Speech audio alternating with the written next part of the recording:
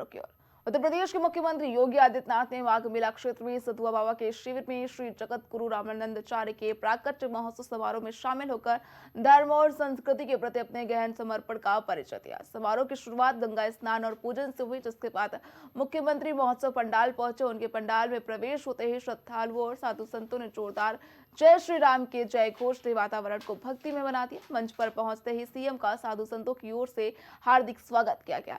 इस अवसर पर सीएम योगी ने धर्म, समाज और संस्कृति के महत्व पर प्रकाश डाला और संत समाज के योगदान की सराहना भी की।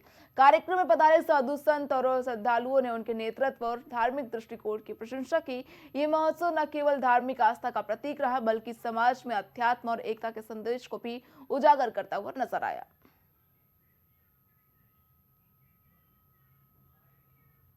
एक सामान्य नागरिक के लिए, एक सामान्य श्रद्धालु के लिए, एक सामान्य मानव के लिए यह धरती आज के दिन पर उसका प्रत्यक्ष गवाह है। यहां धर्म भी है, यहां न्याय भी है और यहां पे ज्ञान भी है, और तीनों को लेकर के देश भर के अलग अलग जिज्ञासु अपने तरीके से इस पावन धरा पर उपस्थित होते हैं।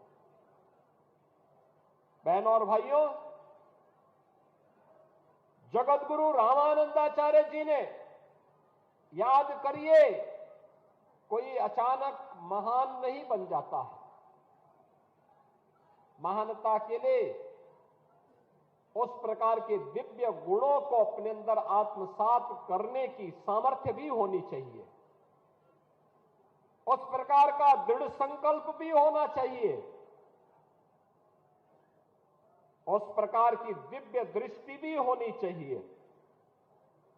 एक सामान्य मनुष्य की दृष्टि सीमित होती है, अपने लिए सोचता है, परिवार के लिए सोचता है, उसकी दुनिया परिवार तक सीमित रहती है। प्रयागराज दौरे पर पहुंचे सीएम योगी का श्रद्धालुओं ने संबोधित किया। इस दौरान सीएम ने 726वीं श्रीमद जगत गुरु रामानंदाचार्य जी की जन्म जयंती के अवसर पर कहा कि ये धरती महान संतों की भूमि रही, जहां 726 वर्ष पहले एक महान व्यक्तित्व का जन्म हुआ था।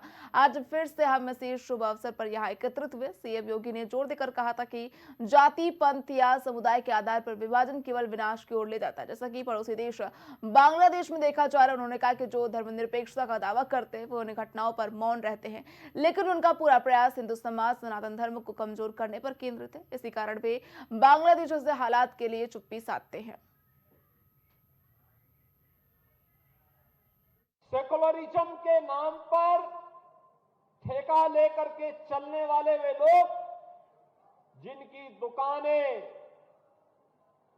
हिंदू समाज को और सनातन धर्म को कमजोर करने और हिंदू समाज को तोड़ने की पूरी ताकत लगाती है, बांग्लादेश की घटना पर इनका मुंह बंद है। इनके मुंह पे लगता किसी ने फेविकोल चिपका दिया है, ऐसे लगता है कोई टेप इनके मुंह पे चिपक चुका है। इनके मुंह से एक भी शब्द नहीं निकल रहे हैं। कोई कैंडल मार्च बांग्लादेश की घटना को लेकर के नहीं इनके द्वारा निकाला जा रहा है।